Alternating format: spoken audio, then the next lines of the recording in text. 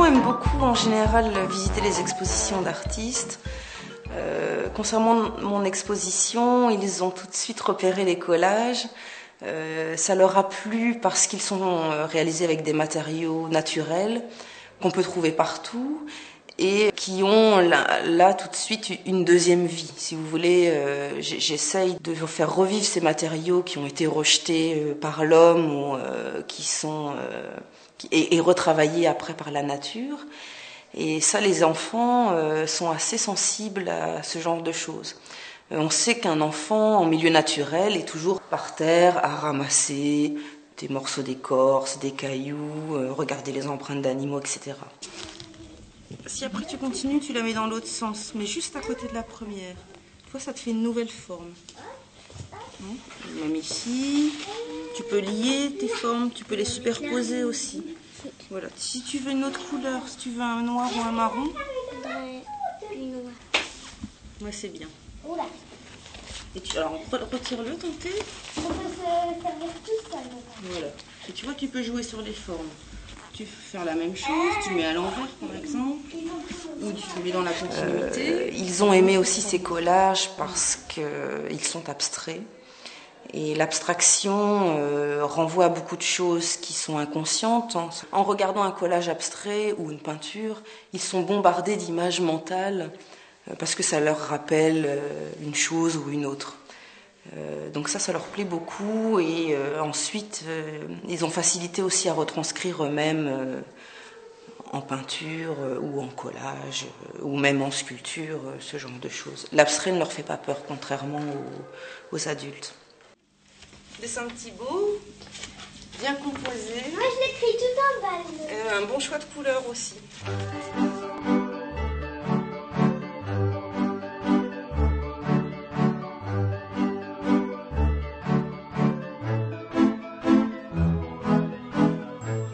En note de musique, il pianote la couleur sur le sol. Les petits peintres au pinceau à 5 doigts s'agitent et s'affolent. Ce monde créatif est celui de l'enfant. Son imaginaire sans influence est toujours présent. Son esprit vagabonde sur le chemin de l'école buissonnière des couleurs. Doucement se dégage la chaleur d'un printemps qui lui fait oublier le temps.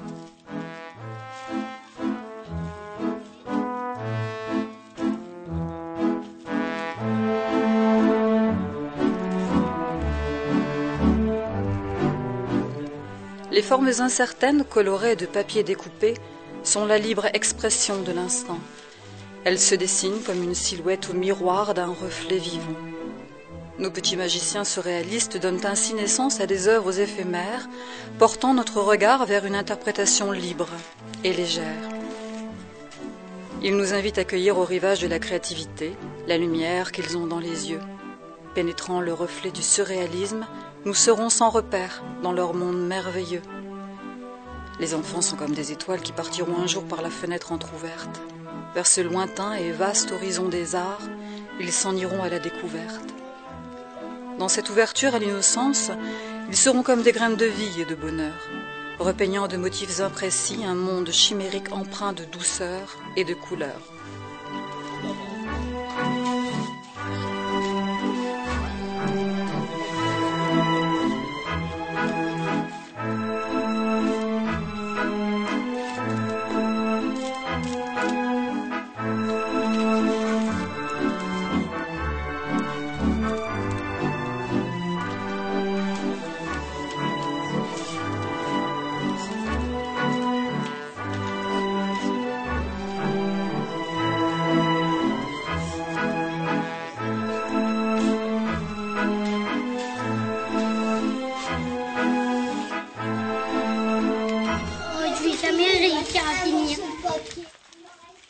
Alors les enfants, qu'est-ce que vous avez pensé du travail comme là sur la silhouette?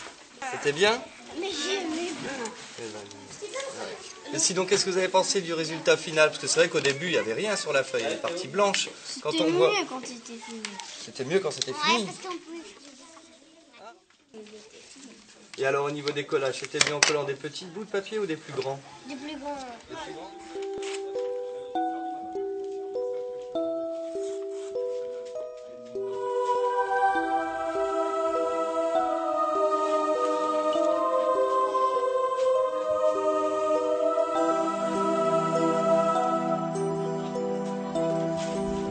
De ces formes aléatoires dont la conception ou l'exécution relèvent partiellement de la liberté laissée à l'interprète, nos artistes en herbe marqueront-ils leur temps comme l'ont fait leurs pères?